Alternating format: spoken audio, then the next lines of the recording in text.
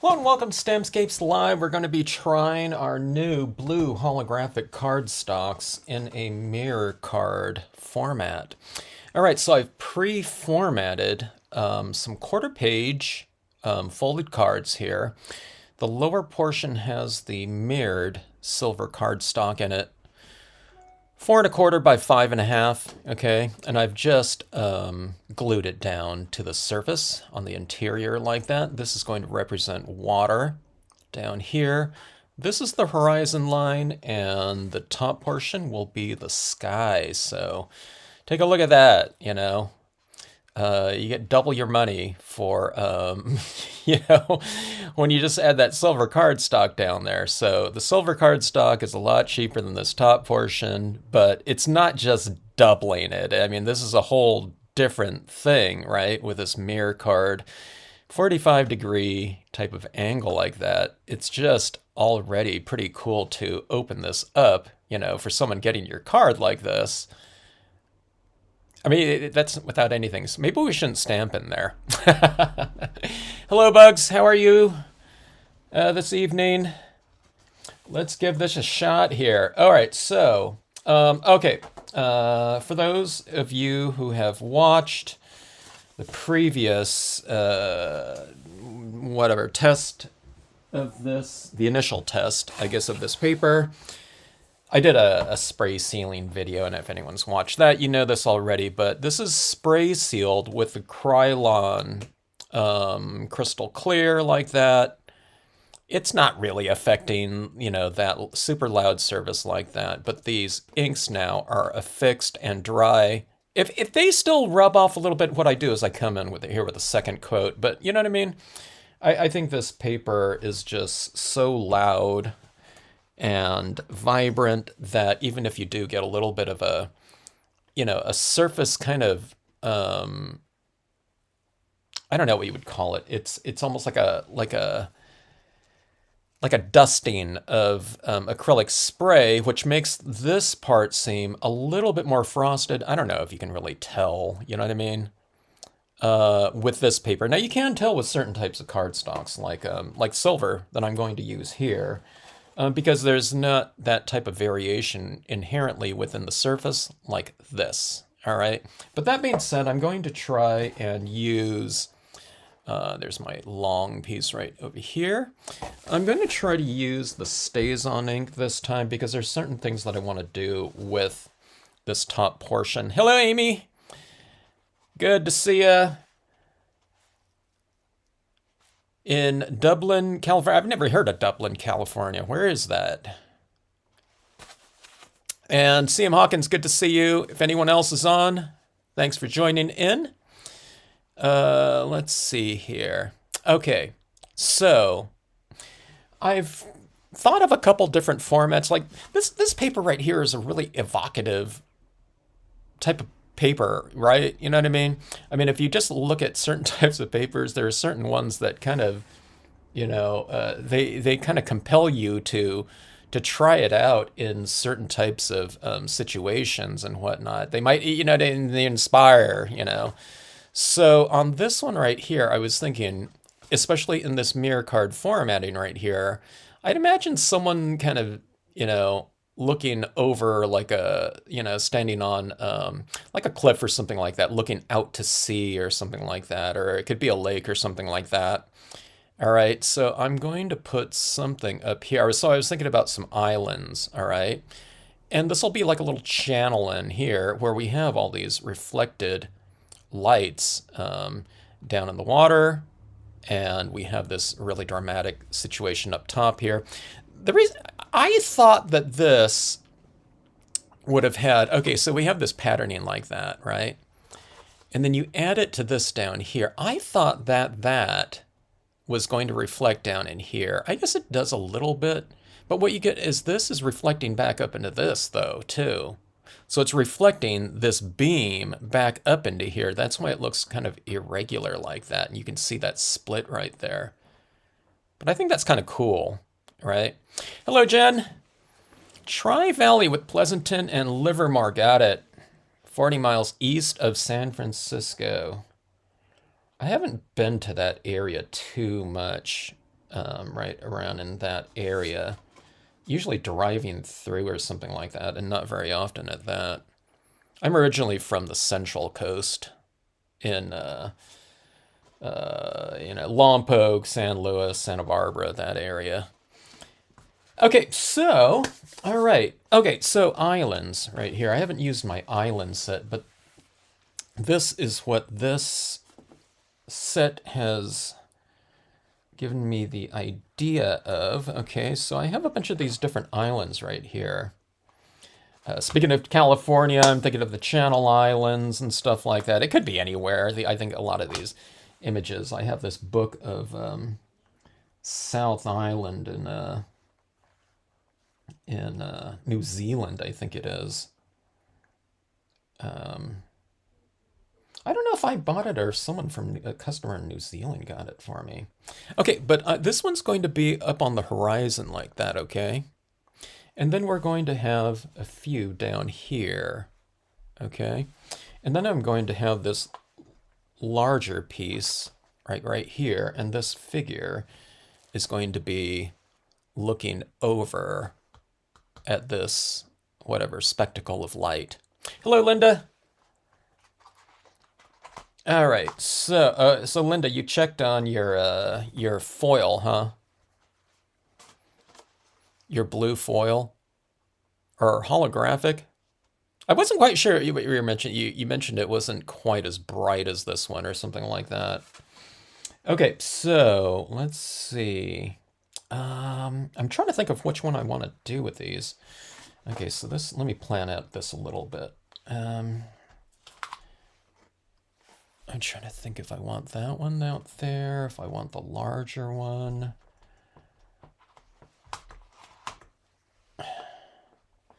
Like that right there, and this can be down here.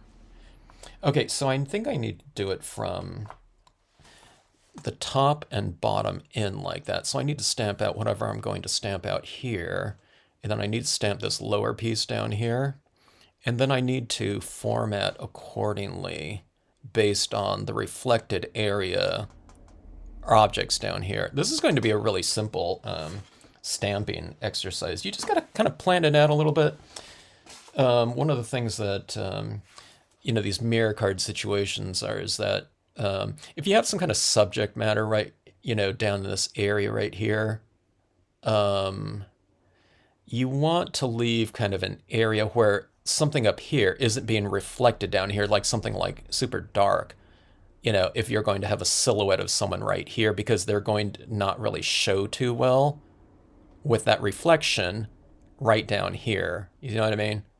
I don't know if this is going to work that great, but it'll be like a nighttime, situation, a nighttime writer. I don't know if you'd be able to see him in the dark. So it might be one of those things where you kind of move it around a little bit and you'll be able to see the reflection. Okay, so let's work top to bottom. Let's quit jabbering here and get to it. I'm going to have to... okay, now this is going to go over here because this is we're doing rubber stamping, right? I had this little figure right here, thinking they're looking out at that, but no, they're gonna have to be like this. I usually have things, if they're pointed a certain way, I have them looking into a scene. You know what I mean? Rather than having them like out here. This doesn't make good composition unless you're doing something specifically to get people to turn like a page or something like that. And like this figure is saying, can't wait to get to the next page, you know what I mean? Or something like that. So they're usually over here, all right? Okay, so that being said, I'm going to place this, I think, right up here, which is going to be, or actually it's going to be like this, and this is going to be right here. Got it? I haven't done a mirror card in I don't know. It's been a few weeks, so I'm getting reacclimated here. Okay, let's see. The foil I have is not like the one you have, but I had ordered some.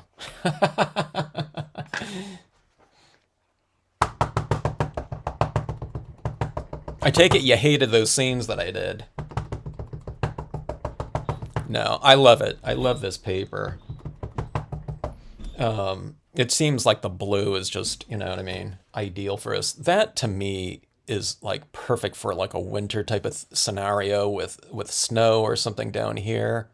Maybe I'll do that. I'll have it like and I don't know, figure it out, but like white imagery down here. I'm talking about not in a mirror card format. Or you could do a mirror card format. Can you imagine like a little snowy creek down here, but you just flesh in all the snow. Oh, we can put a little piece of white paper up here and down here, and then you have like a snowy bank, but you leave this area in here just silver where it's reflecting that.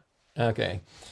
See what I mean about kind of an evocative surface, you know, when you know, just look at something and it's like, you know, telling you that you should experiment, you know, in some sort of whatever technique or composition, media, experiment, you know, different media on there. Those are the best types of surfaces where it's like, oh, you know what I mean? Where you do something and if it works, it's like opens up like 3 doors or something like that, you know, for further exploration. Okay, so this stays on black, okay? Oh my God. All right, so that is that down there. Okay, I didn't get a really good impression of it.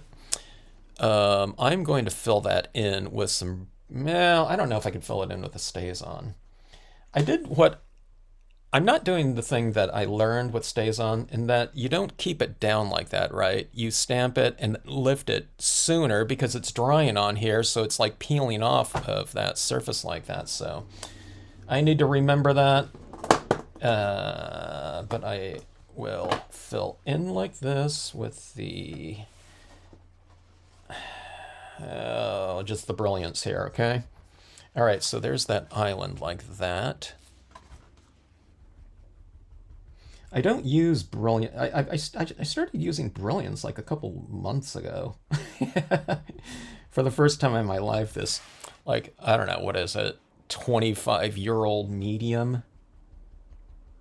You know, that's well known and everything like that. My thing was, the only thing about it was, for me, is I didn't feel like cleaning my stamps all the time. So whenever I was using water-based media, you know, I might never clean my stamps. You know, unless I'm doing some tree that's going to be at nighttime or something like that. I'm doing it in blues or black or something like that. Then the next time I want to use like a light green on it, you know, like a high noon type of scenario. So that's when I might change up a little bit. Okay, so that is that. It's no big deal. There is my impression on my upper area. This is going to get filled in with some stars. And that's it. I think the clouds looked okay on that other experiment the other day, but I'm just going to go real dominant, open sky there, you know, to really kind of, you know, whatever, showcase the material of the card. Okay, bottom portion down here with just the silver mirror cardstock. All right, now this is going to get stamped out down here. I'm going to go try for a better impression. We'll do it faster. I might need to make it more silhouette, though, if it's not strong enough, okay? Because this is kind of an open stamp like that. It looks like there's a lot of texture in here, but for the most part, I've made it tonal, unlike the other islands, which are more silhouette-based. Hello, Paper Genius! Okay, let's see. This is going to go here. All right, I'm leaving my stays on pad open too long, aren't I? Someone mentioned in a previous video, as I was stamping things out, they said something like, maybe it was one of you. You said, that open stays on pad is making me, I don't know, it was getting them like nervous or something. I don't know, whatever it was.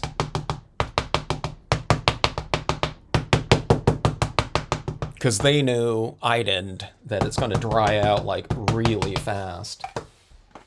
And someone told me to put this plastic lid, adhere it to the surface like that so that, you know, I don't have to kind of keep constantly looking for that. So I learned a lot from you all. Okay, let's go with this over here. I'm going to use about the top. Oh, I'd say about 2/3 of the image. Okay, so again, this is only 4¼ inch right here. Okay. I'm going with a couple small ones right here, but the really, I think, fun size for these streaky formations like that might be a half-page piece of paper. On this one, it's I'm holding this down too long, right? Okay, well, that came out just right there. Okay, that's what it looks like right there. Maybe because the other one was more solid, huh? So it did like that fisheye on there, where it created like more of a vacuum pulling off of that non-porous surface like that. I think that's what it was, now that I think about it. So maybe a quick stamp with more solid imagery or something like that. Okay. I'll need to remember to clean this off. You can see all these other ones are completely black with ink. Like I said, I don't really clean them off if I don't have to. And I never had to before StazOn. Yeah. Usually, like I said, if I change colors or something like that, autumn types of scenarios, doing an aspen tree in greens for the spring, then the next time I'm doing it in whatever yellows and yellow greens or something like that, then we have to clean. Hello in Perth, Australia, Western Australia, WA.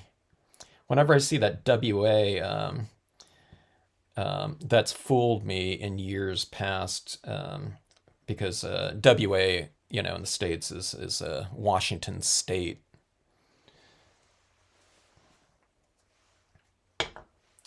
For the Postal Service. Okay, so let's see.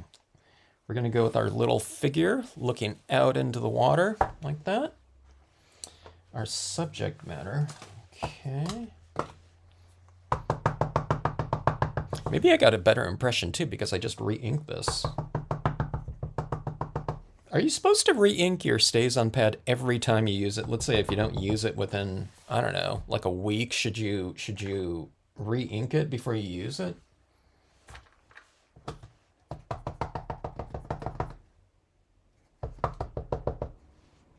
I'm looking to make sure that that's nice and juicy there. Okay, so she is going right here. I'm going to leave a little bit of space on the to the left of the figure. Okay. That fisheyed on me. It's open areas right here with the foils like that. It vacuumed off like that. Okay, see that open area right there? But again, that's why we have our I wonder if I could fill it in with some more StazOn ink like this. That's why you have your StazOn brushes like this.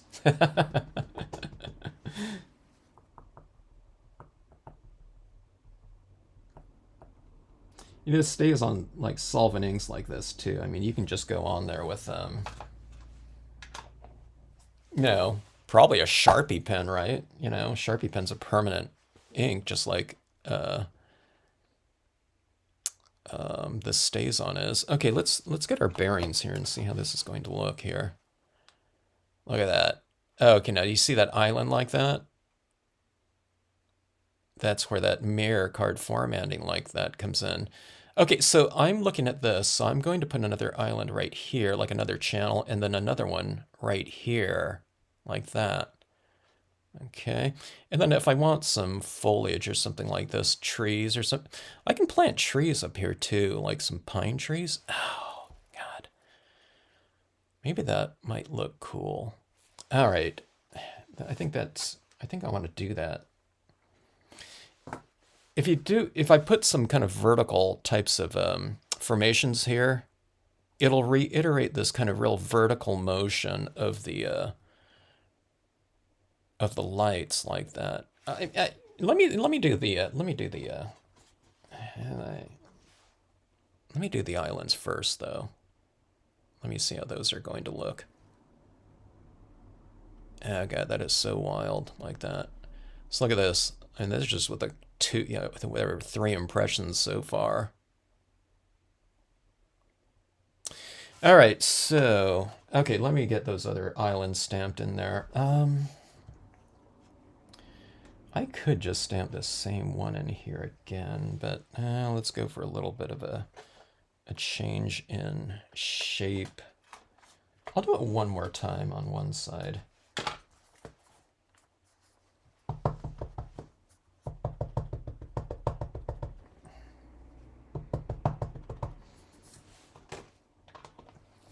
Okay, now again, I'm just getting my bearings because I need to see where that reflected area is going to be. So it's going to be like right here.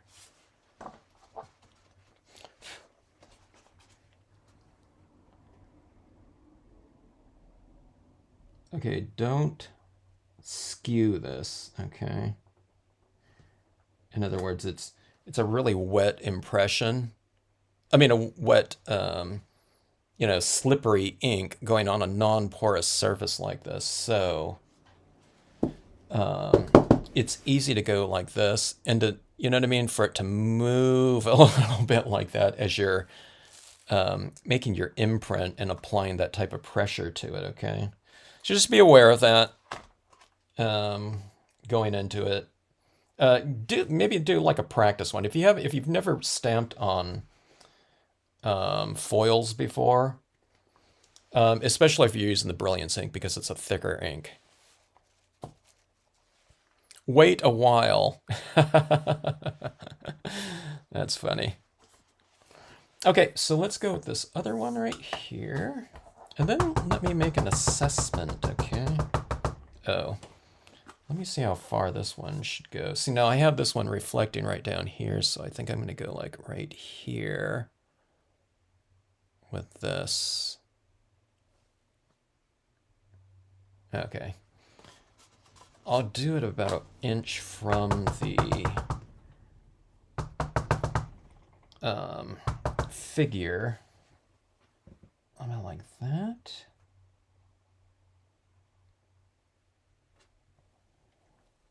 This one right here is a large island, and it has a little bit more detailing in it because it's closer. The farther back you go, it's a little bit more silhouette based. These ones stamp out perfectly on here. It's those solid images that are creating that kind of vacuum on there, because look at that impression right there.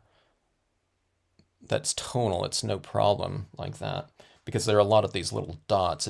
We're not creating this kind of thick vacuum in between our flat surface, where it's just like lifting off with that. So like I said, but I do want it to look fairly solid on there. So I just need to fill it in a little bit with the Stays on brand applicator. I'm joking, folks, that, just Q-tips. I always say that because, as I've said in the past, I would be a little bit surprised with, Q-tips or, cotton swabs. But still, if something's a little bit less obscure or more obscure of a, everyday product, you see some craft company is going to release it in, renaming it or whatnot and marketing it as some sort of, it's usually some sort of ink applicator or something of that sort.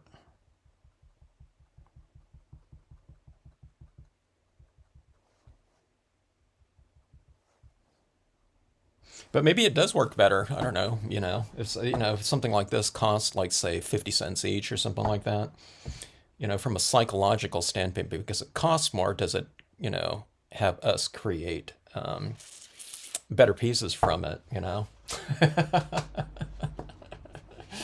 That's what this friend and I would always joke about when we were like little kids. He swore that by putting oil on the bottom of his shoes, it was making him run faster. All right, so here's the channel islands, a little chain of islands like that. All right. And let's go into here now with some additional, let's take care of the imagery first. I'm trying to think if I want to add in some additional trees in here. I think it would look interesting. Let me get, I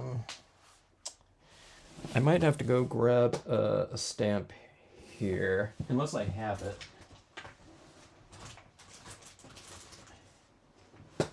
Okay, I'm gonna go grab my pine trees. Go get your, do your bathroom break. Go grab a drink or something like that. You know, I need to go get this little pine tree that I'm going to basically plant on top of all of these little islands. It'll bring them a little bit closer to us, but I think the that little shape on top of these will look pretty interesting, and just reiterate kind of the vertical striations of that paper. So let me go grab that.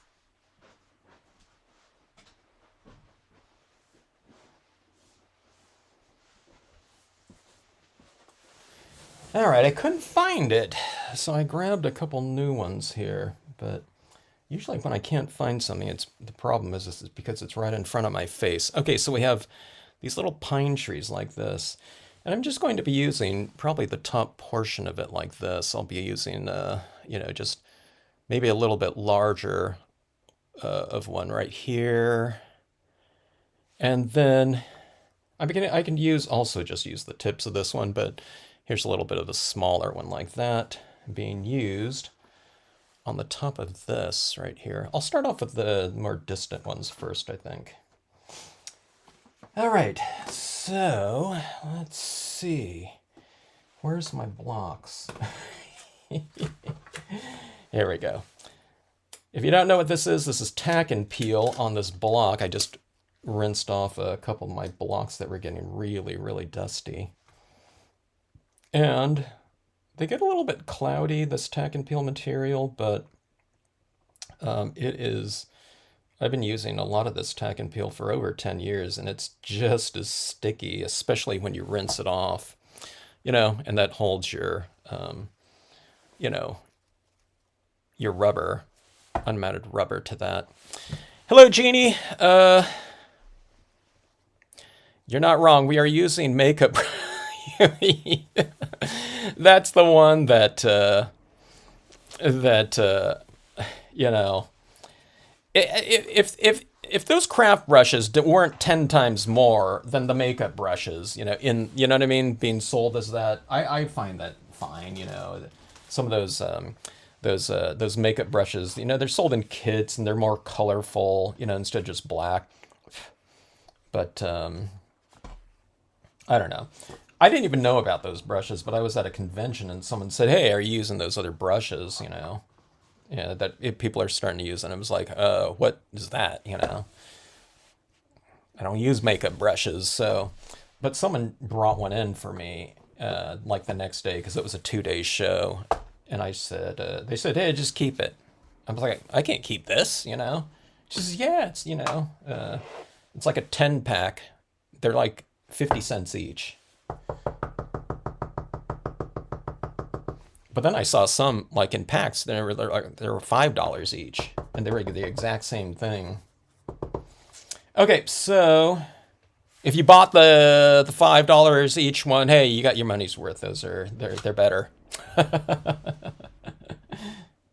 Okay, so I'm just going to add some trees to the top of this, and I'm going to try to not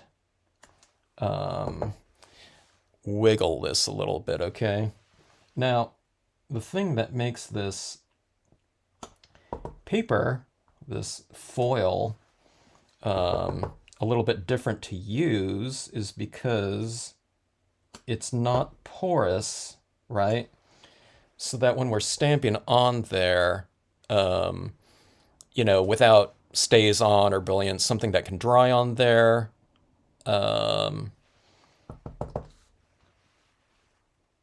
it makes it, in some ways, less accommodating, okay, of a surface to stamp on. But, okay, if you're stamping on here, and you don't get something, it squiggles out on you or something, especially with the brilliance, you can just wipe the brilliance right off because it doesn't adhere. The stays on will dry on here. But okay, so Linda's on here right now. She got something on one of those papers like that, and she was using stays on, and she told me, or everyone, you know, on Facebook or whatever, if you get an impression that, you know, the stays on cleaner just wipes it right off, you know, and you're good to go again, right? Okay, so there's my trees on top of that distant one, and look at those trees in the reflection like that. So these are kind of cool because these are kind of pointy like this, right? You know, in some ways, these are like little spears, and so those little types of marks like that kind of reiterate that formation up top there. Let's do it with the other islands down below. Okay. Now on this one right here that has a little bit more open space, I might take my a paper towel like this, and what I'll do is I'll plant these trees wherever I want to on this island, okay, because it's not a full silhouette, although I could make it into a silhouette if I wanted to. I'll use a little bit more of the tree here. I'm going to do it on this one while I'm doing this.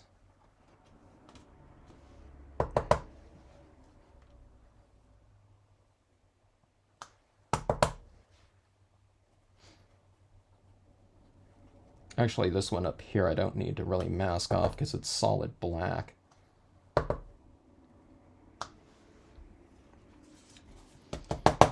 Right. So you can vary these little islands with whatever you want. They could be even, if you put like a bird standing on it, it could just be, it doesn't need to be like a distant island. It could be a little mound of dirt, you know, in the foreground.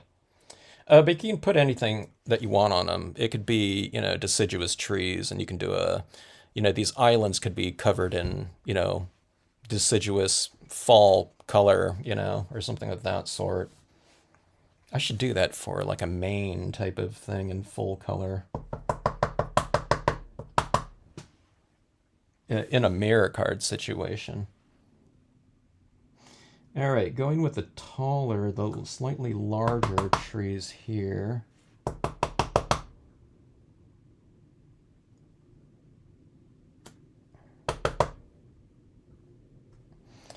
Okay, so see that like that. All right. Like this. All right. And like that. And then, let's see. We can, if we want to, we can add another pine tree in here, which would kind of reiterate what's going on down there. Let me see if I want to do that or not, or if I just want to add in something really simple. What I'm looking at right here is if I want to frame this off. See, right here in these mirror card situations, this is reflecting down in here kind of vertical, but this is coming out in perspective. So sometimes covering up these areas like that, you don't see that space right in here. See that angle right there? Like that. Not that that's really going to kind of mess people up, but it does frame off the scene a little bit better if you have something in that on that left and right area like that to frame off that bottom foil like that. You don't have to cover it all up, but just kind of obscuring some of it might be good. So let's go ahead and do that right here since we went with the trees anyways. Okay, let's go with this one right here, I think. And I'll go like that. So it's just going to be kind of obscuring that section there, okay?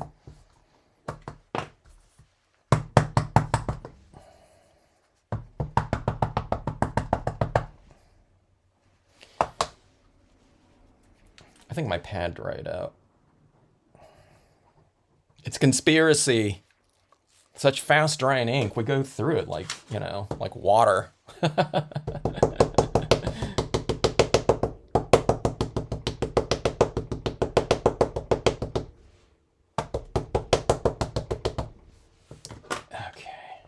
I'm just not used to having to put that top back on constantly.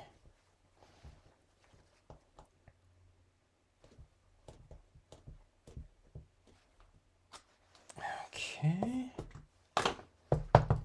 One good thing about doing this area down here all in the stays on is I won't need to spray seal it, because it can get a little bit frosted and less mirror-like. Hello, Heather. Thanks for dropping by at all. Checking it out. Maybe you can see the... I'm almost done with this first card right here. Once I do those stars in there, it should look fairly complete, I would think. All right, so this tree is going right here on the left-hand side. Like about like so. Let's see if we need another piece in here. Let's see, that kind of frames off our, you know, little character down here. All right, and then we have that. So see this black image right here covers that up a little bit more like so, okay?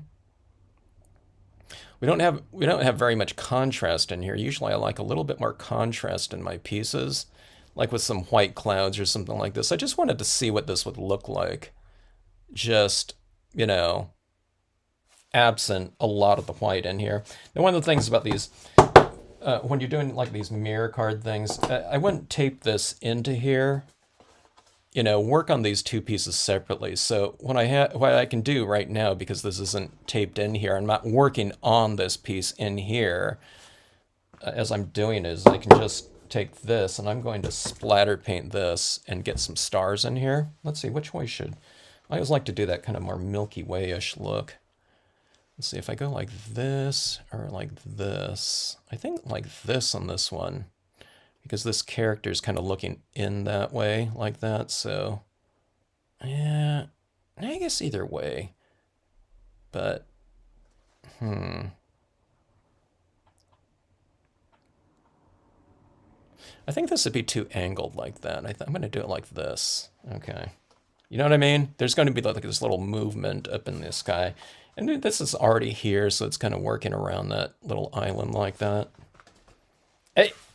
This is like one of those, you know, doing it one way or another, it's not going to even make it, you know, you can just splatter paint across horizontally if you want to. Little tiny little details like that, you know. Just, it's not even personal preference, it's kind of like a, maybe like a notion that, you know, maybe you like, and sometimes maybe you think, oh, you know, maybe it would have been better the other way. But it's not like right or wrong. It's not usually not the polar extremes or anything like that.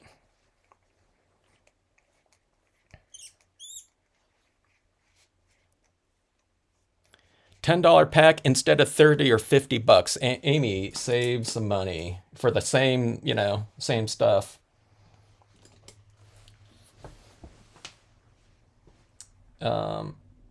Yeah, I mean, that's what I would get, if it's the same thing. A lot of people, a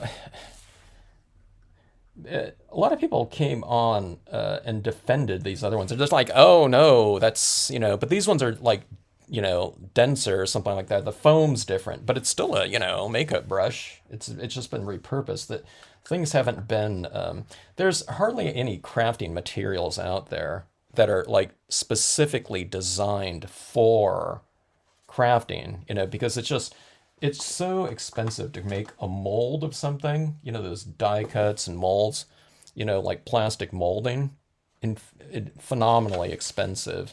So it has to be stuff that kind of is, catered towards a wider audience. And, there's more people, that might use the makeup brushes than, ink applicators for paper, paper crafting. All right, there's our little Milky Way like that, right? See that?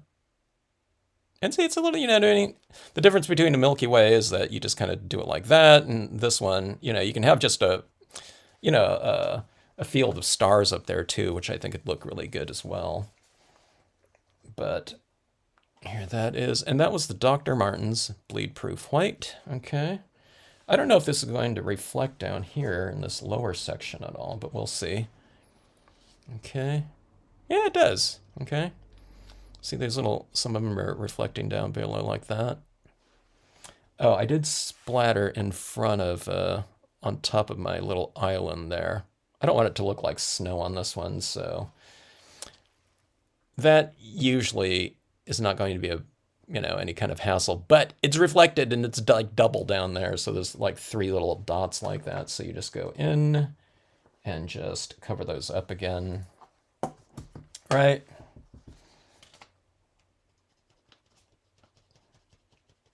Now see, I mean, I didn't mask off this, this lower island. I might have covered up a little bit, but going and doing little patchwork like that, it takes a lot less time than like cutting out a mask and covering that up, completely before, splatter painting. So just do whatever is going to be the fastest kind of methodology on there. But I think that makes for a pretty spectacular visual like that. Yeah. Okay, now, let's see. Oh. I was thinking about doing this word stamp up here. When it is darkest, we see the stars. This scene really is more about the lights in there, but I don't have a a quote stamp that says something like, when it is darkest, we see, the blue northern lights. So we're just going to go with this one. This one I would stamp in my white stays on ink. If I had it, now I'm looking at this again. I don't know if I might not do that. Let me see here.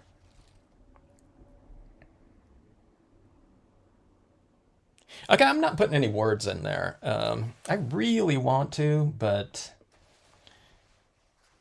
I just want to keep this one, just those crazy lights up there. It would go right here, and that is far enough away. See, when I put my finger right here, you don't see it kind of wiggling around down here in the reflection. So you can put word stamps up on that upper area like that, where you're not going to get this upside down, lettering within your composition like that. So I usually put the lettering down here in the reflected areas like that, because that's not going to reflect back up here too much. Well, this is, foil. You might get a little bit of it, but you either put it really high up here or down in this area, like it's floating on the surface, and that looks really cool. But I wouldn't like put something like right here, what I mean? This is like stars or something like that, because you're going to get this upside down quote in there. You know what I mean? And like upside down text in a scene that's, I don't, that wouldn't be desirable for me, So, so don't do it because I said. Okay, so let's see. Did anyone ask anything here? Yeah, there you go. Yeah, you bought the makeup brushes at the Dollar Tree. Hello, Crimson Rose. Oh, it stays on cleaner, won't work on the holographic foils. Oh, just on the mirrored card stocks then, right? Like like a gold and silver or something like that. What does it do on the holographic foils? Does it remove the top layer of the cardstock peels off? Oh, neutral colored foil. Huh. Got it. I'm glad. See, this is perfect. I'm glad you told me. So, when you're stamping on top of the holographic foils, be really careful.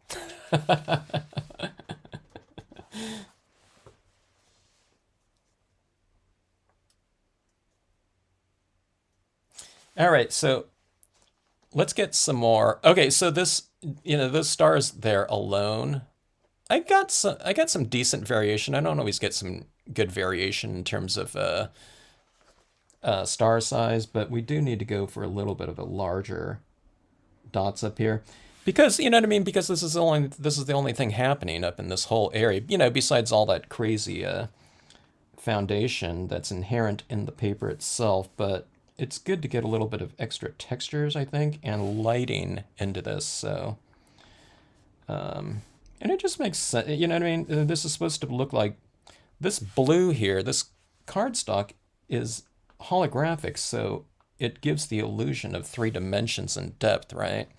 So it just, it makes sense to have some larger little stars on here, dots, that are closer to us, in this whatever nighttime type of scenario here. It might be kind of interesting to add like a little northern star up here, a little twinkly 8-point star. If I do that, it's going to become like the focal point of the entire scene, I think. Maybe I shouldn't do that here. And some of those stars now they're too bright. I'll show you what I'm going to do with that. Some of those larger stars, let's mute off a couple of them. It's a blue colored cardstock, right? So just go in with a blue pen and that'll mute them down a little bit, okay? So little whatever adjustments like that. Actually, that looks pretty good like that. But when it's at other certain angles, it's a little bit too much. You can do little crystals up there too. But if you put little crystals that are 3-dimensional up there, of course, if you mail this to someone, put something in between here and that top portion so you don't have these 3-dimensional little crystals like, making depressions into that silver foil like that, okay? All right. Let's see.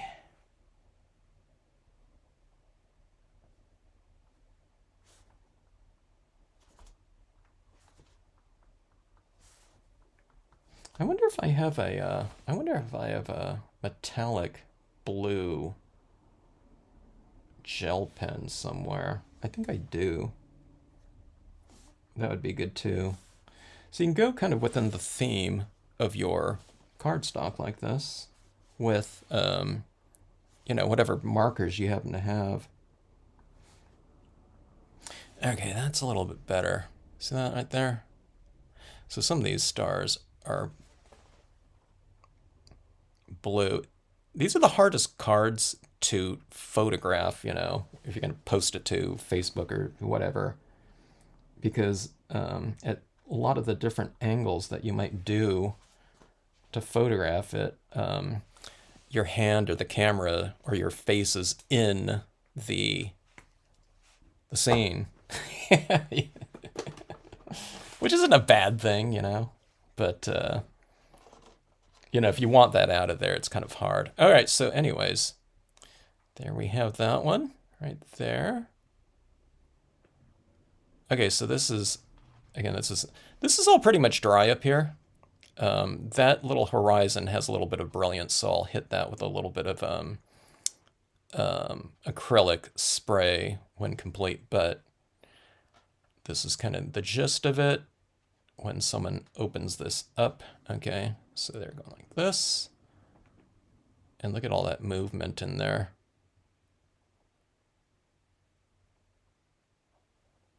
Real kind of northern lighty over the whatever, over the bay type of look. And again, I like that that stability up there with the stars up in the sky. I think that some of these lights, I mean, it looks, those lights look like they're in front of it to me. So you have like 3 layers within that space like that are real dimensional, and of course moving like that. And look at that, those reflections down below like that. So just allow that to dry and then glue it down, and you're set to go like that. Yeah, I like a green up there too is pretty cool. Oh yeah, I forgot that when I turned on my incandescent light like that, look at how different that looks with an incandescent light on it. My other lights were all fluorescent. Look at that. Look at those 3 lights down below. Those are those light pillars like that. But look at that. There's a little bit of, see that red like that? Oh, look at that. So, you know, beware, addictive. But that looks completely different there. Look at that. Even that lighting kind of reflecting off of the that island in the background. It looks, I don't know, it looks kind of 3-dimensional. All right. I can look at that for, you know, minutes. All right, let me move this one out of the way here. Let's get one other piece down. I haven't figured out what I'm going to do with this one, though. See, this is that lighter blue that's in that same pack. But look at all those colors, and look at this one in a mirror card situation like this format. I mean, that's nuts.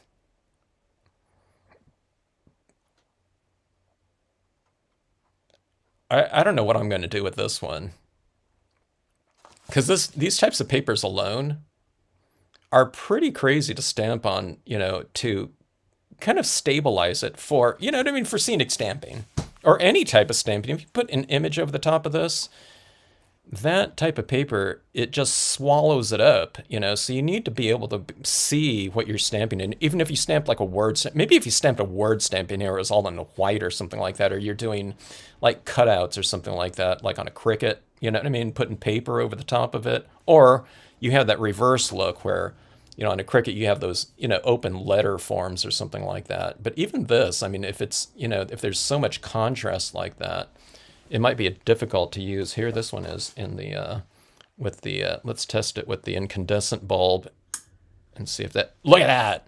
Oh my God. Just has like red flame, like laser beams in there.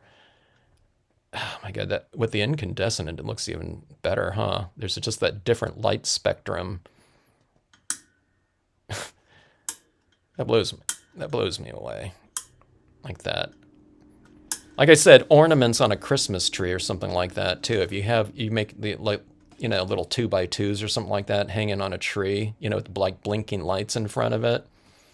I think that'd look pretty amazing. Okay, so what I'm thinking about with this one right here was just a little lakeside cabin right in here. I'll try to illuminate the rooftop, and that should be reflected down here, and I'll illuminate the windows too. I'm talking about this stamp right here, right on the horizon like that. Okay. And then I'm trying to decide if I want to stamp out these reflections down in this area. Sometimes I do, sometimes I don't, because this is already kind of reflecting down there. Yeah, the little trees on those little islands like that. So yeah, plant those little islands. It kind of animates them a little bit more. I'm glad, Nicole, you like your Dr. Martin's bleed. Did you have any problem finding the Dr. Martens, or was that easy to find for you, Nicole? Unless you ordered that from over here or something overseas. I'd imagine like any, a decent like art supply supplier would have that, or like calligraphy supply place. All right, so on this one right here, I'm trying to figure out if I'm going to make a little mark on this one. I hardly ever have to do this because I'm doing the this as my little I think this pen is dry. There we go. Okay, I don't need that horizon right here. That's my little horizon mark right there. So see, that is what I'm putting right here. I'm matching that up with this right here. Get it? So this is the water line right here. So this is the water down below for the mirror. Yeah, aren't those streaks of green in there fun, Kay? It adds that warmer element into this otherwise very cool colored surface here. I think I would like it just in the blues as well, but when you add that green in there, you're just expanding on the temperature range of the piece, like exponentially. You know, if it was all blue and then you add in that warmth like that, even if it's small, it's not 50-50 or something like that, but the temperature spectrum just expanded just by so much. That's why I like to do that. Sometimes in my pieces, even if it's a little bit of coolness in warmth or a little bit of warmth in coolness. Okay, so sometimes it's a base layer or something like that, or I'll put a little bit of a, like a beige color or something like that amongst, a moonlit cool winter scenario or something like that. It just kind of makes it a little bit more, I can't even see through my my foggy old tack and peel here. But yeah, I love that. I love that color in there. And then the thing that blew me away with this one was that incandescent light on there, revealing like reds and things like that, or these like lasers, in there. It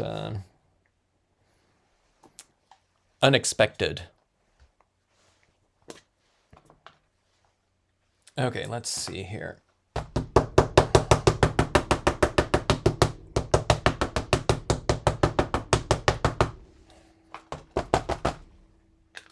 Happiness is a nice and inked up pet. Oops, I forgot about my tack and peel. I didn't cover it up on this side. Okay, let me see where this is. Let me get my bearings. It's right there. And I'll go over here like that. I'm positioning this slightly over to the side like that. It's not completely center because the cabin isn't center. Okay.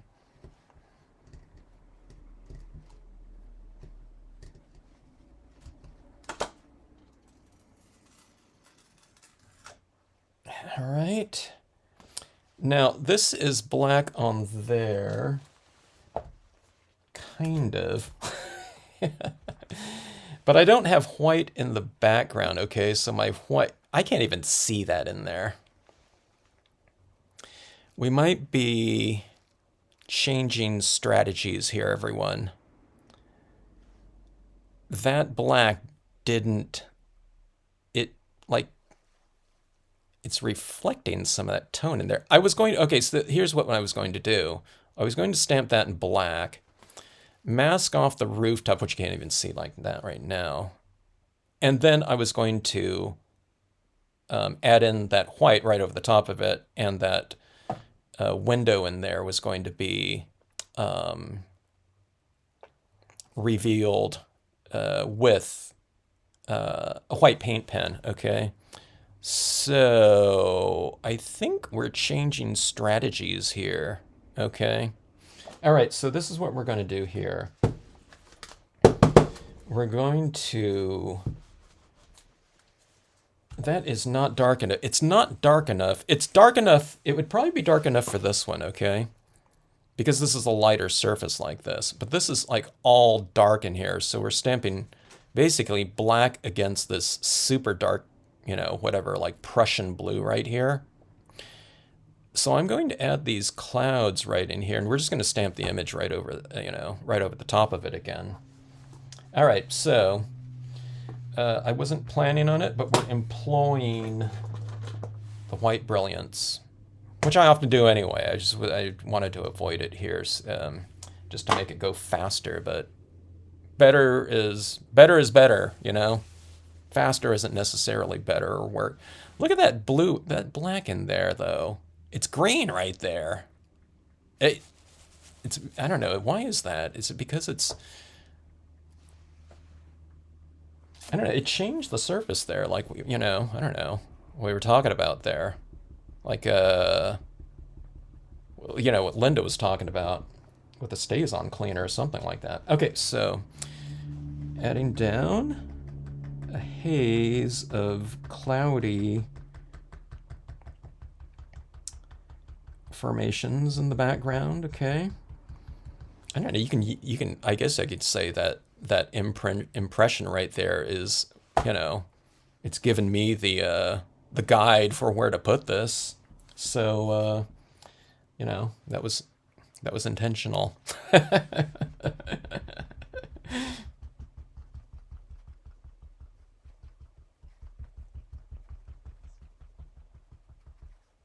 It wasn't intentional. Look at this. It's like it's sticking to the Stays-On, but less so on the this area right here. Kind of a bizarre media compatibilities here.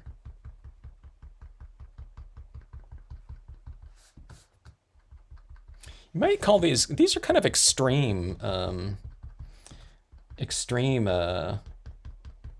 mediums here, mediums and surfaces. So we have a surface that's pretty much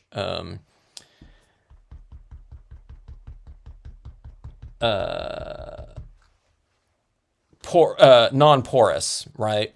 You know, which we're usually working on porous surfaces, you know, cardstocks and things like that, things that will take ink. And then we got that Stays-On ink, which is, you know, something like an extreme ink that's supposed to be able to be utilized on practically anything. What didn't it, is Linda B still here? What, it didn't work on something that you just tried it on. Where was it Pearl-X paints or something like that?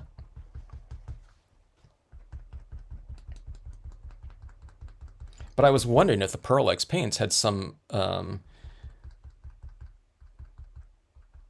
like oil-based, I don't know, whatever binder in it or something like that, that Stays-On of all things wouldn't stick to it. So I don't know, that really surprised me. So I thought Stays-On you can pretty much, you know, you can stamp on like plastic or glass with it too. Okay, so I'm adding this down like that, okay. And then that is going to be this bank of clouds on the horizon like that, and that's where our imagery is going to be stamped right over. I'm not going to try and stamp it like exactly right over the top of where I stamped it before, just as long as it's within that field somewhere. So I'm going a little bit heavier right down here, and then I'm trying to transition kind of a softer touch up here where it's, you know, whatever it's transitioning up into the, you know, the night sky, heavens. Like so. Maybe this will be better because it'll be more contrast. I don't know. All right. Fun with the brilliance like that, okay? I'll still need to go in here a little bit more with the brilliance after I stamp it out, but oh, I'll heat set it too. Okay, so I'm going to stamp in. This is a little bit thicker right now. So I'm not going to go with the stays on over the top of this one because this is not adhered to the surface. So even if it was dry, if I try stamping this into it at this point in time, instead of it being the foundation imprint, it would stamp in there and I would lift it off and it wouldn't transfer onto that. It would just lift all of that ink off wherever this, you know, rubber is contacting it. So it'd be like a reverse impression instead. I'll use the stays on for all the, you know, the lower imagery though. Okay, so let's see. I should probably clean this off before stamping this on here.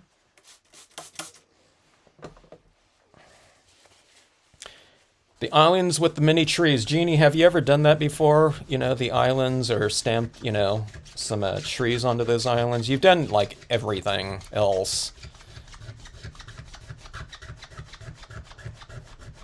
Seemingly, but then you always kind of pull out some new ones. Yeah, I looked, Nicole, one time I was trying to find the Dr. Martens for someone in Australia, and I just could not find it. But you know what I mean? I don't know, you know, the big names and like art supply suppliers there. So just looking online, you know, under the search parameters, you know, Dr. Martens Bleed Proof Fight Australia, or just in some, you know, art supplies, you know, something like that, and then going onto the websites and looking through. I just could not find it for the life of me.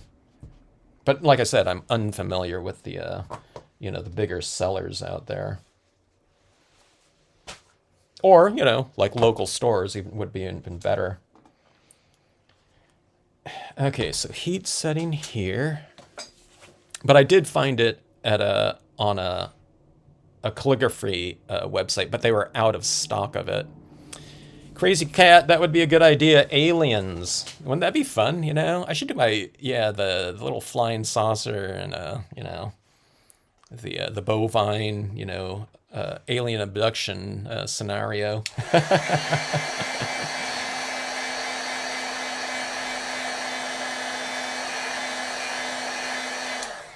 All right, I don't want to heat set that too much. It's not completely dry. But I don't want to get this. See, it's already starting to bow just with a little bit of heat. You can do it on the back side of it too. Don't keep your heat on there for way too long though. Otherwise this could start to pucker. Which, yeah, you would almost never do. But sometimes if you had to like emboss something over the top of it, you know, you got to be, you know, kind of, I don't know, aware of that type of a thing.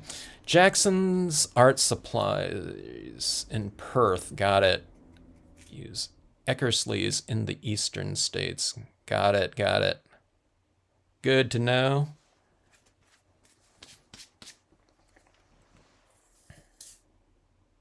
Yeah, that Dr. Martens Bleed Proof, it's such a staple in like the supplies of you know, a calligrapher's supply. I know there's other types of you know, opaque watercolor inks too, out there. I just don't, you know, I don't know of anyone that uses them. You know, I didn't know of too many people that used Dr. Martens either until I started looking online. But we used it in for use with gouache, you know, when we were doing paintings in, you know, illustration classes that I was in.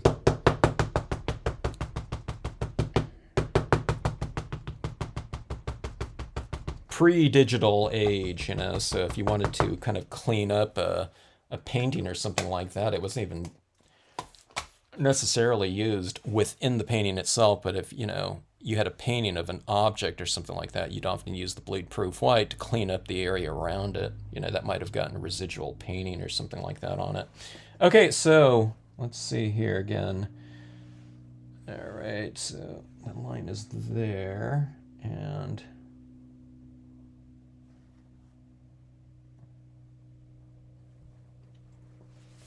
all right, I can't see through there very well, so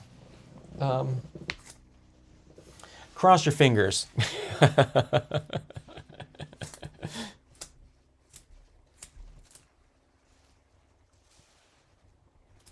Okay, now this, I can hold this down a little bit longer because this is Brilliance ink and it's wet, and sometimes if I hold it down a little bit longer, maybe that transfer helps.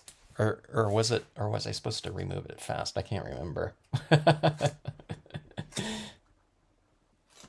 Okay, there we go. I got a little of that fisheye right there. But there we go, like that. Much better.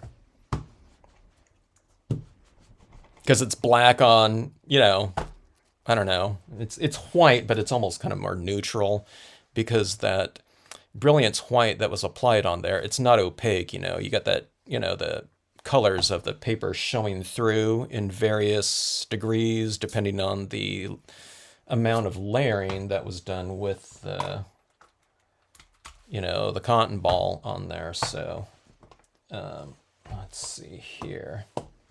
Okay, so I've switched from the StazOn, you know, ink applicator to the Brilliance one. No, it's different. If you just joined on, we were joking right here.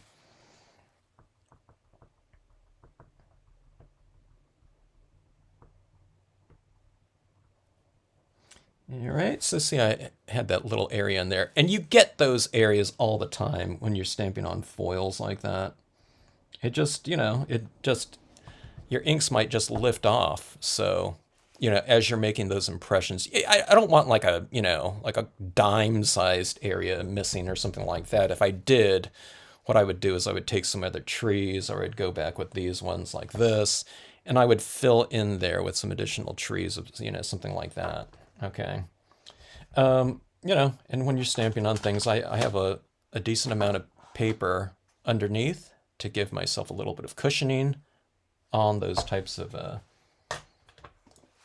you know, impressions like that. You know, there's different types of scenarios. So the, you know, whatever, you know, when you have like incompatibilities or something like that, or surface considerations, you know, due to certain types of media that you're using, you know, and just, you know, be mindful that, you know, to have a little bit of extra stuff down there like that. All right, so anyways, there you have it in the mirror card scenario like that. So that's the benefits of throwing that mirroring down here. We're going to throw a couple of extra images down here. Now that I have that white up there and that mist, I might use some of that. I was going to keep this area down here where we wouldn't have to use any sealant over the top of it. But since I'm sealing this anyway, I'm going to add in a little bit of a whiting out down here, a blocking out down here for some additional rocks. And let's do that. Okay, so I'm looking at this here too, on this side and right over here. Since I already have it out, I'm going to use a couple additional trees just to fill in this space.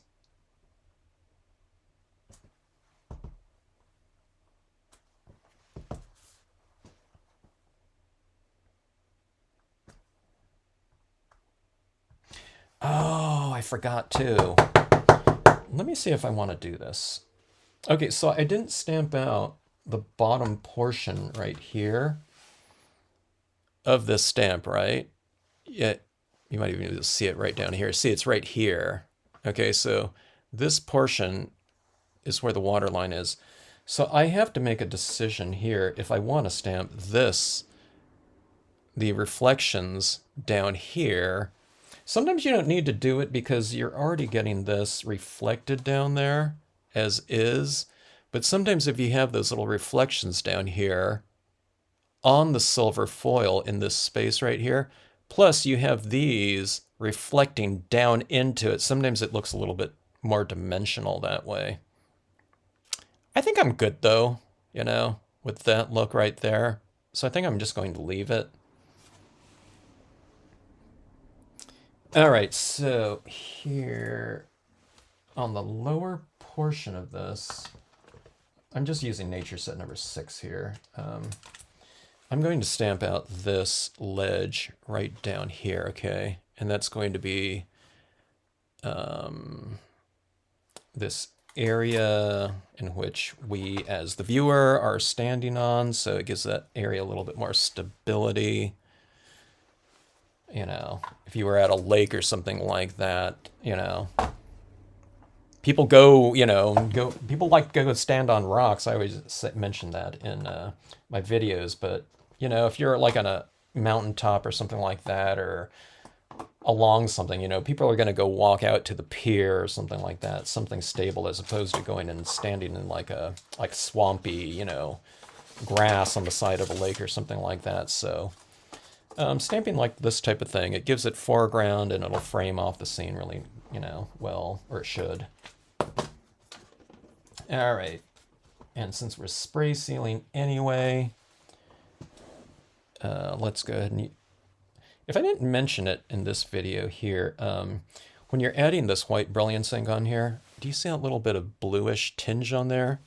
That comes off of this paper right here. So there's something on that paper that, I don't know, I guess it's water soluble or something like that, because this is a water-based medium right here, where other types of pigment inks are oil-based. So just take that and keep that in mind. Hello in Canada, Iris, good to see ya. Iris, I'm gonna make it up to Canada one of these days, or anywhere. Sometimes people say even in like Minnesota they've seen them.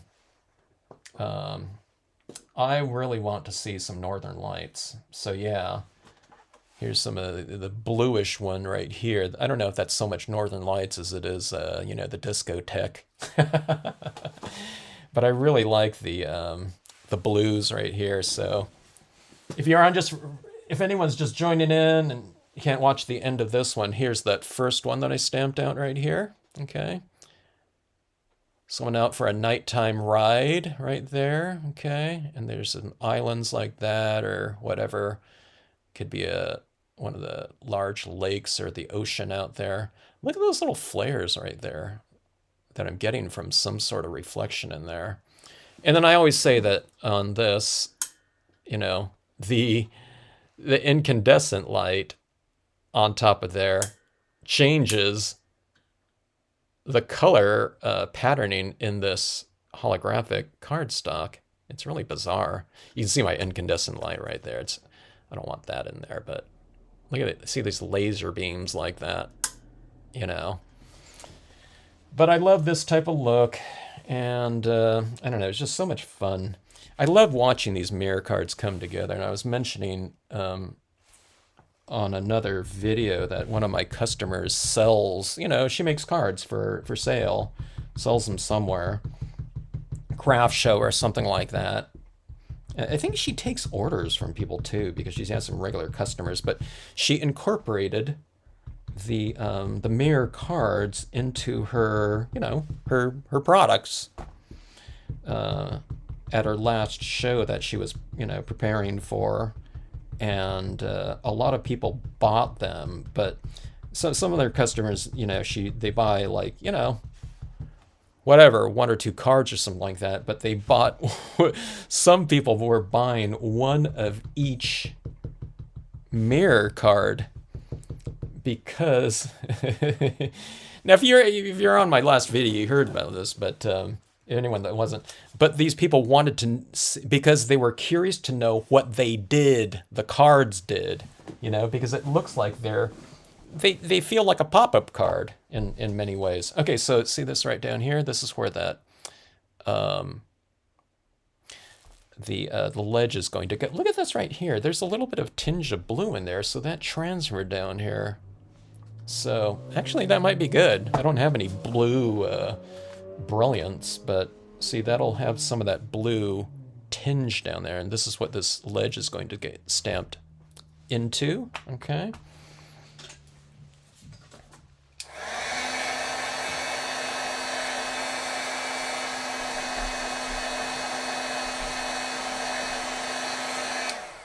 So just a little bit of heating on there. Don't go crazy with it. If you overheat the gold cardstock, if you're ever making gold cards, okay, it can do that little rainbowing effect where you're getting all those little, different colors of whatever the spectrum. So just be aware of that. You can use it to your advantage too sometimes. Okay, let me see. Oh, yeah, Linda. It was the twinkling H2O that didn't work. Okay, got it. You see, Iris, have you seen those Northern Lights yet, or are they later on in the winter or something like that? All right, Brilliance Black. Okay. Because again, you know what I mean, I'm doing the brilliance on this one now. We've gone to brilliance now that we're using the white in the background. No big deal, because we just need to spray seal it. Okay, so go like so.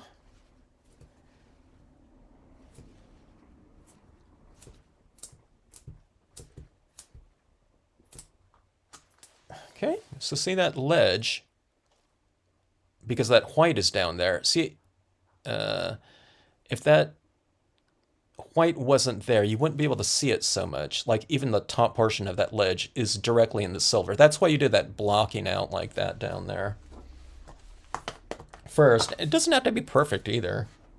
You don't have to get a smooth application of it or anything, okay?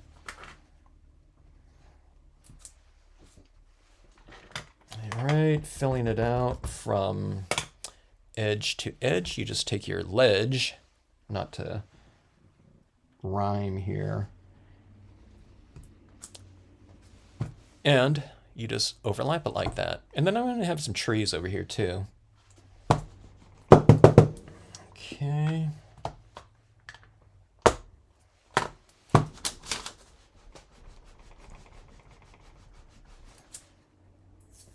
Now see, that was my cleaning that I do on there. All right, here's this tree again. This is the same tree that we used in the previous one. I'll just stick to the set, whatever's in the set. Although I might add in another tree or something like that in here too. But, okay, let's see. I'm looking at this down here. I'm going to show you something with that ledge here too. We can leave the ledge as is, but I think let's give it a little bit more shading on here, okay? And you can do that with the Brilliance ink, because the Brilliance ink, again, it's not like a StazOn where it's going to dry hard and fast, like instantly. Little tweaks. I'm stamping out this tree here like that. You can create a little bit of extra depth. You can mask off this rock and then stamp another tree, but it'll be behind the rock, okay? Now, if I'm doing that, I'm drawing this off first, and I'm masking it off and, doing that, so. But those are those little tweaks like that that give your pieces extra dimension, and it gives kind of a real variety to the way that you use your stamps. You can do two trees over here in front of the rock, and this one over here, you mask it off and those trees are behind it, so you're adding depth to the foreground area. All right, now I'm just going to do this really fast here. Like I said, I don't want to lay down a mask right on top of that wet ink right now, though. I almost skewed that one as I was removing this. I thought I went like that a little bit.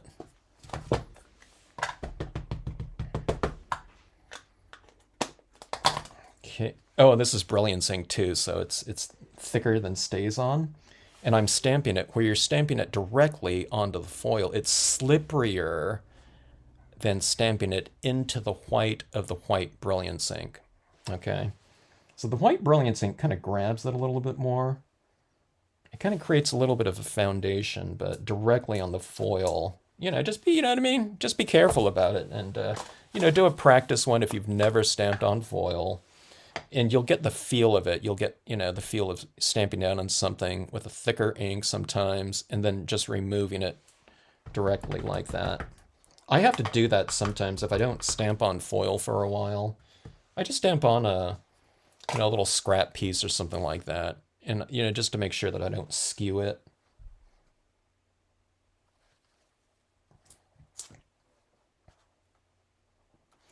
Okay, let's go like that. And I'll show you how this is looking. I'll give you get our bearings like that. Okay, so see that? It's real three-dimensional, right? And see, if I didn't block this out, all those lights would be showing right in that foreground rock, right? You don't need to block out the these trees right here because they're solid black. Okay. God, those look like flames or something like that to me. It is so bizarre and cool looking, I think. Okay, let me show you what I was talking about with the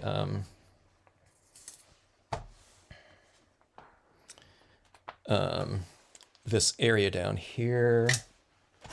Let's see if I have that black. Here's my black cotton ball. If you're doing applications with wet media, I recommend with a cotton ball. Okay, I recommend 100% cotton balls. Okay, the synthetic ones, I've tried them before. They seem softer to the touch, but as I ink up like that, there's hardly any ink that's getting absorbed into the cotton ball because they're synthetic, and synthetic fibers kind of wick moisture as opposed to absorbing them. So I don't know if they were useless to me, but they were really difficult to work with. Like, I couldn't get anything off of it sometimes. Or if I did, maybe it would take, 10 times the amount of time to do something. Okay, so anyways, adding in that shading down there. Let's see, let's go a little bit more. This is supposed to be a nighttime type of scenario like that. See that right there? So I'm transitioning it from dark to light like that. All right. And it's reflective of that light like so. And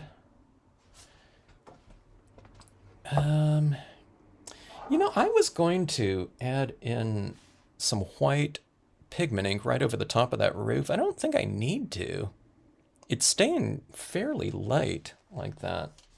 I do want to come into that window though and enhance that a little bit more. Oh, maybe I'll use a little bit of a warm, instead of just white, maybe I'll use a little bit of a, warmer color just to make it stand out against that otherwise very cool scenario. Jeannie needs to work with the islands more. Well, if you ever do, I can't wait to see what you do with those. We'll see them used in all new, exciting ways. Okay, let's see. Linda was with the twinkling H2O pearl. That's what it was. They're not oil. I don't know why that stays on ink, just wouldn't bind to it. That is so interesting. The mica flakes and metallic pigments. Oh, got it. They're too unstable. That makes sense. So, oh yeah. Okay. So when I was stamping on top of star dream papers that have those, flakes in it, I assume it was something like mica. I couldn't get a good impression sometimes. I don't know if it was with StazOn or if it was something else. but and especially when I went to the gold star dreams, so that would answer that. It's the metallic, pigments. The star dreams probably have both the metallic pigments and the mica flakes just inherently in that paper. So maybe that's why I couldn't do it. Hello, Maureen. Hello, did I say Rachel? Otter Eyes.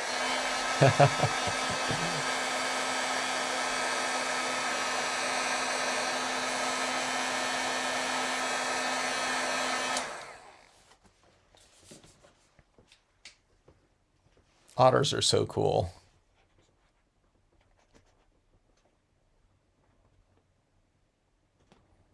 All right, so that is that. All right, let's bring in, I'm going to try to go, this one's a little bit lighter, yeah. I don't think I want to go into my window there with like yellow. That might be a little bit too extreme. But this is, okay, so this is, just for a little temperature relation right here. Not too much darker than the white, but let's see how it looks in that window right down there. It'll just bring a little bit of, speaking of like incandescent light or something like that, or it could be like a, there's a, a little bit of fireplace in the back, or something like that. In this cabin. There's windows on the side of this cabin too, but I usually don't fill them in. I think it's a little bit too much sometimes. So I usually just put it in that front window right there.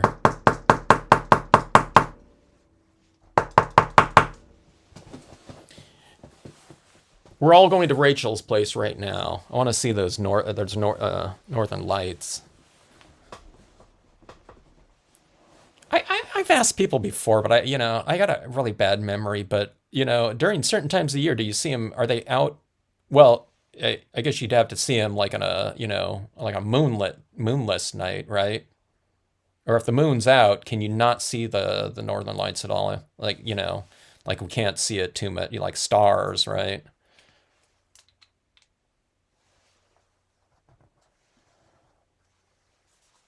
But yeah, that's my hope one of these days, are to see some of those northern lights in person, other than in my scenes. Okay, let's see here.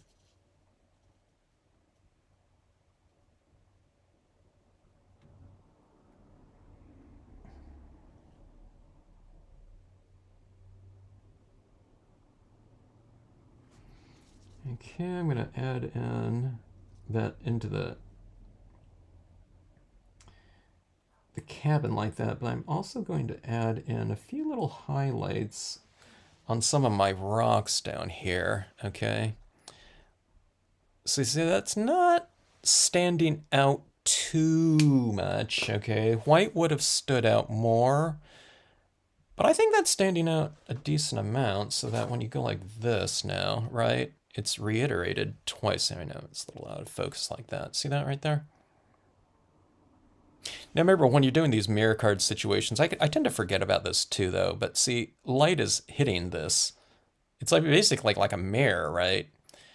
And it's hitting this, and it's shooting back up here. So this area right here, if we're just looking at this alone, right, you might think, oh, that's a little bit too dark. But when people look at your cards, they're not going to be taking this into like a dark, closet or something like that and viewing it in there. They're viewing it, in a room that has some lighting in it. So that light is going to be reflected up here. So, I guess kind of adjust accordingly if need be with, how dark you make this area up in here or your imagery. All right. Let me see here. My paintbrush with the Dr. Martens dries so fast. Those of us with Dr. Martens, you know how fast our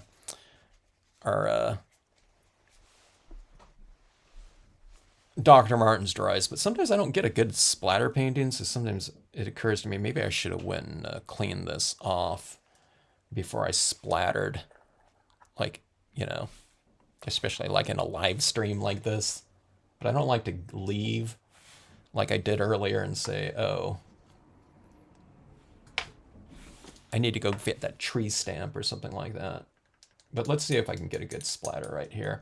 It's been kind of, it splatters like a really super fine mist sometimes if I don't clean it off really well. I guess because the bristles aren't as springy or something like that if they're coated with you know, paint already, like dried paint. Let's see how it goes. Okay, and I've been splattering a little bit too much to it too, I think, so it's hard to not because it's fun, you know. But let's get some of this up here. And again, I really like the look of this paper, this holographic cardstock with, okay, I held back on that one. I think that's the right amount.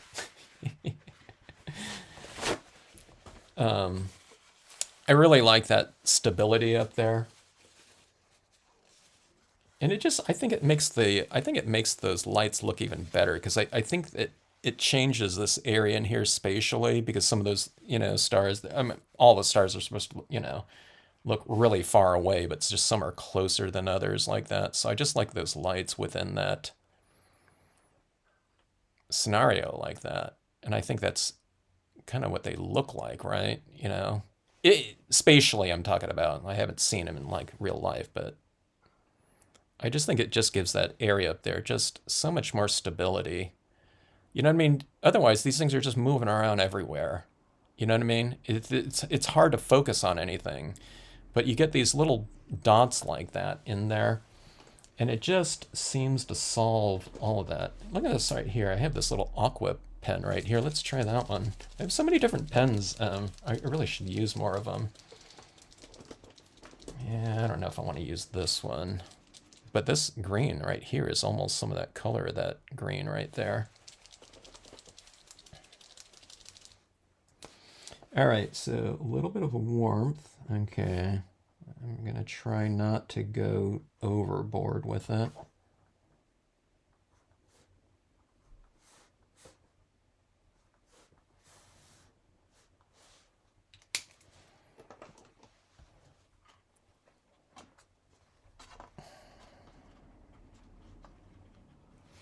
All right, there we have it, like that.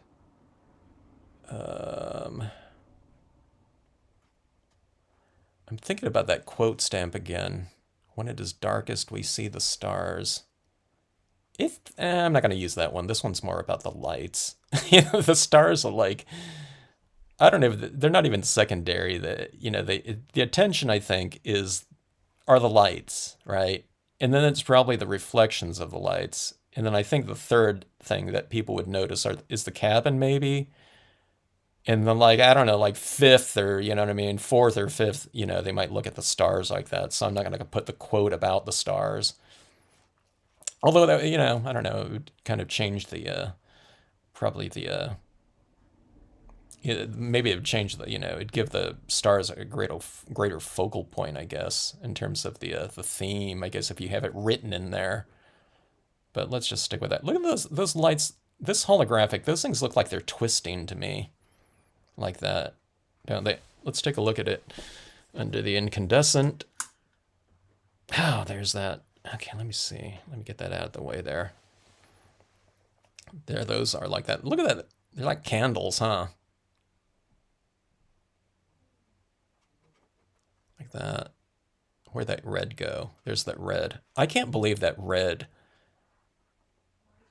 that spectrum is in this paper, you know, like that. But definitely light pillars, huh? That someone told me about recently. Look, there's purple right there too. And look at the top of that purple, at that center one right there. It transitions, it goes red to the oranges, yellows, and then the greens like that. So it's like a rainbow. You wouldn't think those are in there though, would you? You know, when you're just looking at it like this. you know, under the fluorescence. But I mean, it makes total sense. I mean, in terms of whatever light refraction. So again, here this is right here. God, that's what a light show. Look at this. We don't even need to go see the Northern Lights. Just joking. Okay, so I'm not going to glue these down. These things like this stay separate until they're nice and dry. And then what I would do is I would spray seal these separately from one another. Okay, like that. Well, this one was all the stays on, right? So I don't need to spray seal any of that. I can't remember now. Was some of it brilliance? I don't think it was. It was all stays on. So okay, so I don't need to spray seal this one at all, right? And we can keep it as mirrored as possible. If you spray seal these things, you just kind of hit it, you know, I'd hit it with a little jolt like this. If I had to, I'm saying. Spray seal like this down here, you know, the little quick spray. This one right here would be like a quick burst, like in this area right here and right there.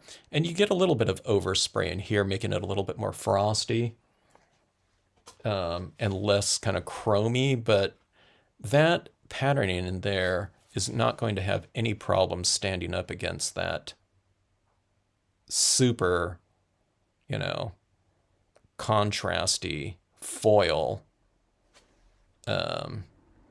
patterning up there. It's just not. Some of the other ones I'd think about it, you know, if you have something that's a little bit more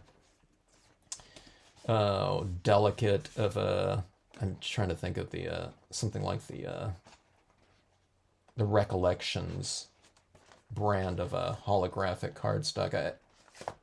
I don't okay, I don't have it right here on my desk, but this right here, it just doesn't have any problem with it. Don't, you know, give it 3 coats or anything like that, you know, but, you know, super thick coatings, but, you know, a decent coating or 2 to really affix your imagery down I don't think it's going to have any kind of issues at all in terms of that mirror formatting there. Let me get these right down like this. Yeah, they're twisting, huh? They're dancing. Dancing blue. Dancing lights. So that should be the name of this. These cards like this. Okay, so here's this one again like this. Yep, here we go. There we go. I don't know. What do you think? Good combination? It might be. I'm trying to think if this is my favorite combination. Anything that I work with, like current, you know, whatever the latest thing is, it's like that's my favorite, you know what I mean? Then I'll go back to the printable vinyl or something like that. But I think this mirror card, okay, so that's why I did that video earlier showing that this silver cardstock, you know what I mean? Doing a card like this, I wouldn't cut off the, you know, the lakeside cabin down here, but, you know, doing a card like this is fine. You know what I mean? But this is just a folded card. It's a half-page card, folded in half. Another quarter page right down here, and these are just, you know, 2 stamps used down here, you know, with a little bit of white pigment ink. This one right here is just stamping directly onto another card. You know, you don't have to color anything like that, but I just think this exponentially expands on the whatever the card dynamics are. You know what I mean? And this is an easy assignment down there, okay? Just silver cardstock tacked into this, but you know, if you have something that's already inherently dynamic and it's changing around like that, just having it kind of repeated down there. It's almost not repeated though, huh? Because that's not like a mirror impression of it going on down there. So I don't know. It's just it just adds to just a really fun scenario. Look at this right here. You can see that reflected up there, but that's because I have my, you know, my studio lights on that are glaring here. But it's kind of interesting like that, having kind of 2 reflectives like that.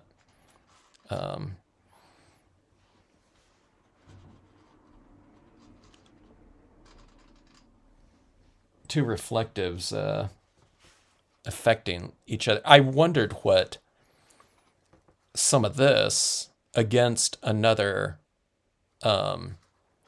foil down there, instead of going with the silver down here, I'd wondered what that would look like down here. I'm trying to get these. I'm trying to get. If I have one card, I can usually set it up here so you guys can, so we can just take a look at it here instead of me holding it the whole time. But all right, there we go. Something like that. All right. There we go. There we get that. Let's take a look at that. Yeah, there's the incandescent light like that. That blows me away. It's so interesting.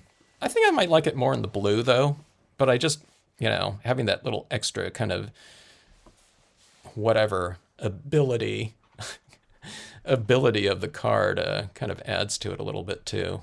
So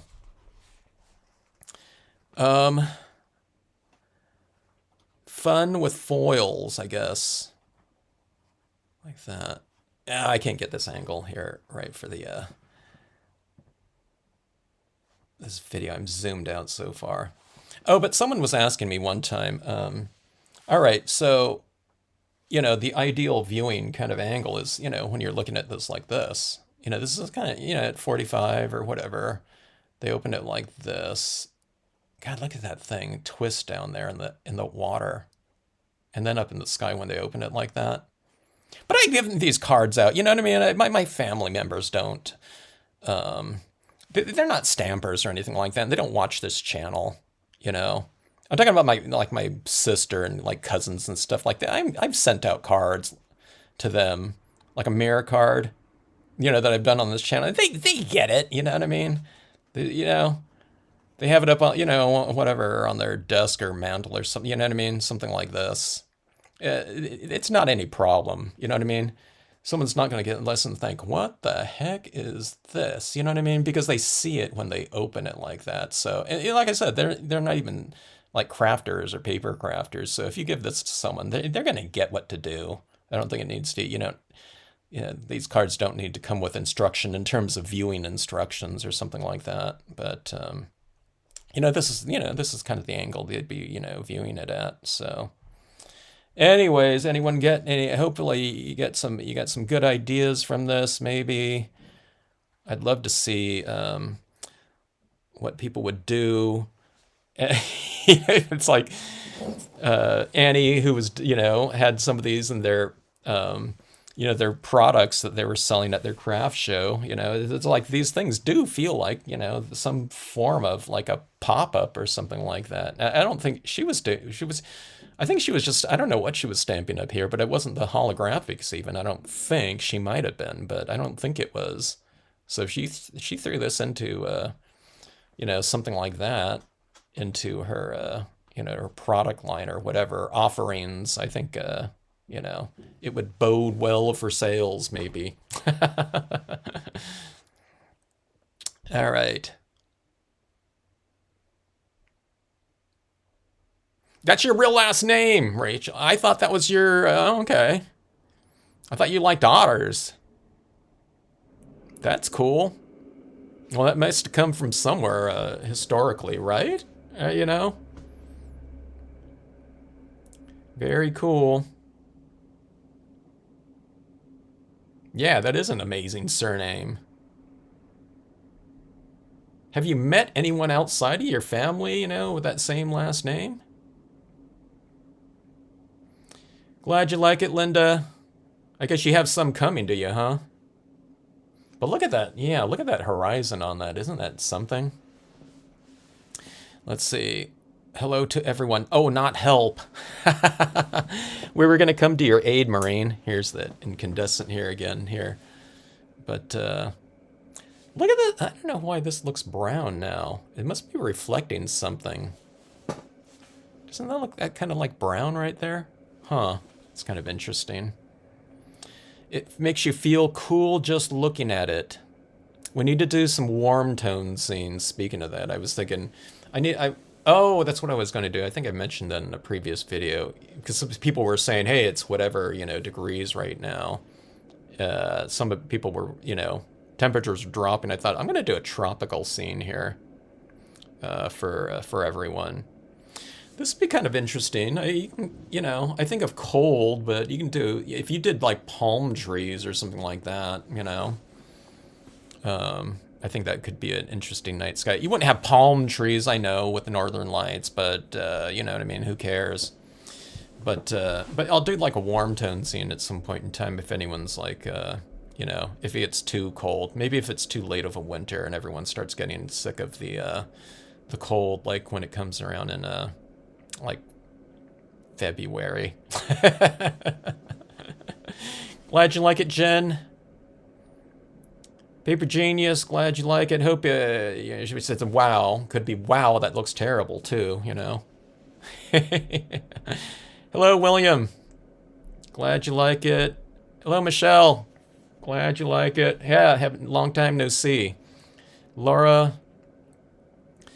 Fun with foils and mirrors, I thought this paper, when I was looking at this paper, when we were doing these scenes the other day, these were all water scenarios in these first experiments here.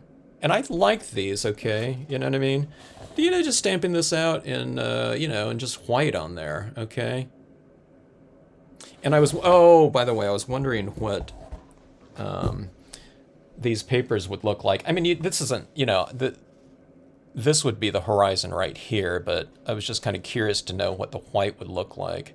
Now, again, I have the foreground in here, so this, it'd be more like this, but I was wondering what white would look like mirrored, with that blue up top. So something like this might be kind of even interesting like this, where you have the trees and they're mirrored down below like that. I would open it up. Like I said, they would be like on the left and right hand side. And then I would do the black trees right here in the foreground or something like that. Like you're standing behind like these are illuminated by the moon or something like that. But I think, are these in silver reflecting down into that, with that cards. I'm getting this glare here. Turn that off like that. But I think that would look kind of interesting too, like that. Imagine this isn't here. But yeah, I think that would be kind of cool too, like that. You just have to have foreground in here to, I don't know, whatever, to counter that a little bit, because it's a little bit too white probably. But I think something can be done with that. I don't know, maybe you can put a little island down here or something like that, and you have a little bit of a darkened and transitioning up into darker trees up top or something like that, where it's capturing some light.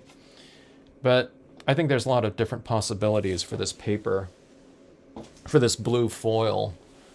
And I want to do a mirror card type of situation. I don't remember if have I done mirror cards where I've had the imagery up here in white reflecting down here?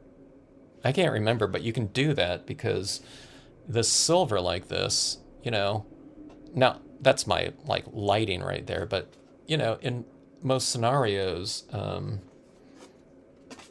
like this down here, this is dark down here, so if you did it in white up here, you'd be able to get that reflected area down there as a mirror thing, so it doesn't always have to be black. I think the black on this one's really dramatic against those super dark formations like that, so you'd get a lot more contrast showing with the white impressions in there. So fun stuff. All right. God, that paper is just really insane like that, and I'm really, I don't know, a lot of things it beats my expectations. Like I thought all of this would just be reflected down here, but it's not. It's a different pattern because I think because these things are just reflecting off of each other. This into this and this back into this or something. So, and again, see those areas are there and there. Those stars in the background like that. It really pushes that back into space and it gives it another layer of depth. But yeah, I don't know. What would these look like with other types of lighting? I have no idea. We know what fluorescent looks like, and then incandescent. I don't know. I gotta imagine the LEDs would be the same thing as the fluorescent, but who knows? So again, if you just joined in, adding in an incandescent lighting into the scenario reveals like these different colors like that. Like I love that little streak like that, that little pillar of you know, warmth, and it's, I guess that's the reflection of it down here or something like that. Why it's bent and it's not pairing up like that, I'll never know. That's it's too big of a concept for me to understand that.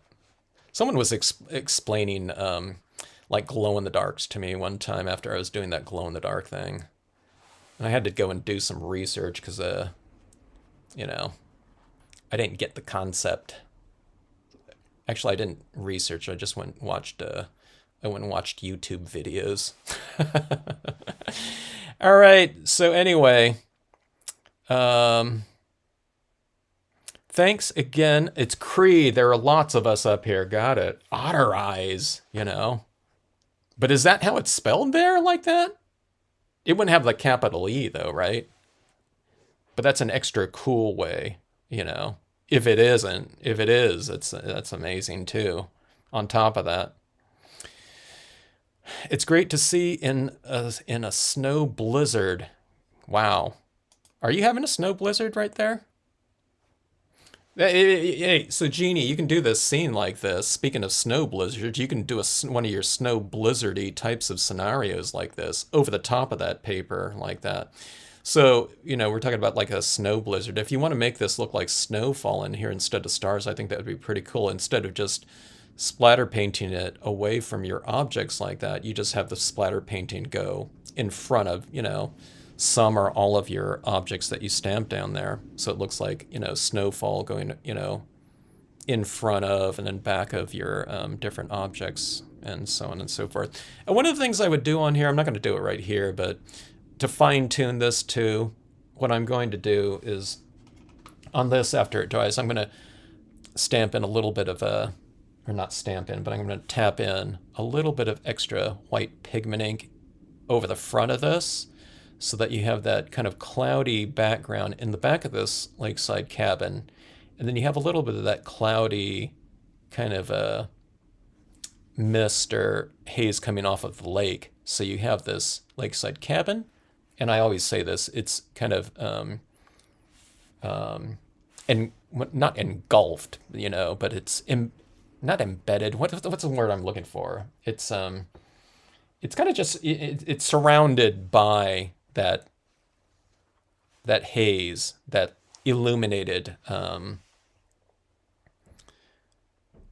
moisture that's in the air, so it gives it a little bit more dimension too. Just don't, you know, don't put too much in here because you want to have that reflection down there as well. But putting a little bit in front of that would be good.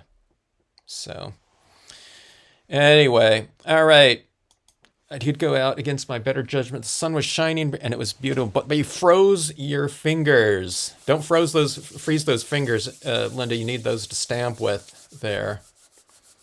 Hope your arm and shoulder's getting better too. So yeah, heat treatment maybe, not ice freezing treatment there. And Jeannie's been stamping all day, night and long. Well, Jeannie, maybe you need the ice treatment on that, you know, after stamping all day and night long. Thanks, everyone. See you in the next next live. Can't wait to see what you've been doing, Jeannie. Now, what we're gonna do with this one, I have no idea. This one is, it's like super, it's like that gold one, you know, gold paper.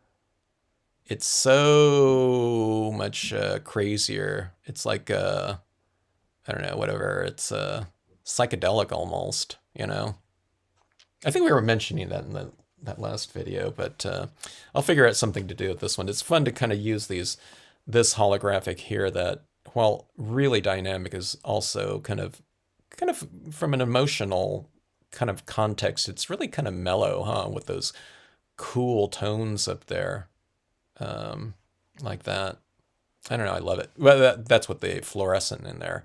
You do see those like beams of other, hues in here with the incandescent, but for the most part, it just makes for a really dynamic and, just really cool scene like that. And it's just like I always mention, it's kind of nice having things sometimes just inherently in the papers themselves, where you're just kind of, you know, accompanying it or enhancing it with the imagery that you stamp over the front of it. I can't get over those looks like that. That's what I'm always going for with those Northern Lighty types of ink applications with my dye-based inks like there. I don't know. Maybe we don't need to do those with the dye-based inks anymore. I'm kind of joking, but in a way, maybe not. Because these ones like move and change, than the ones that we're just creating with, you know, like I said, dye-based inks. So, yeah. All right, folks. Get some of that cardstock if you feel inclined, and stamp out your scenes and be, I don't know, be a little bit, let the mesmerizing begin. It's kind of hypnotic looking at it. So be aware of that. Beware hypnosis potential. Thanks, Paper Genius. Yeah, it could be the Blue Lagoon. That's a good one, Amy. You should do a lagoon like that. I think that'd be awesome. I don't know. Like I said, it looks like it's evoking kind of some different scenarios for people in terms of potential whatever scenes or whatnot. Like I said, I think this cardstock would be cool, just with whatever types of cards too, not necessarily just scenes or whatever. Having that type of patterning, in letter forms or something like that, using it, cutting stuff out on a Cricut or whatever, would be really cool. We got to do something with templates too. I got to use some templates, I think, over the top of this too. So I have a bunch of the Sweet Poppy templates that I need to experiment with and whatnot. All right, thanks again, everyone. Have a great rest of evening or day, whatever time it is, out there in Australia and whatnot, whatever time zones you're in North America. Have a great rest of whatever that might be. And yeah, I'd really, if you haven't tried a mirror card, hope this inspires you to give it a shot and to test it out. If you have any questions or run into any kind of difficulties with any kind of media incompatibilities or anything like that, drop me a note or an email and we'll get right back with you. All right, thanks everyone.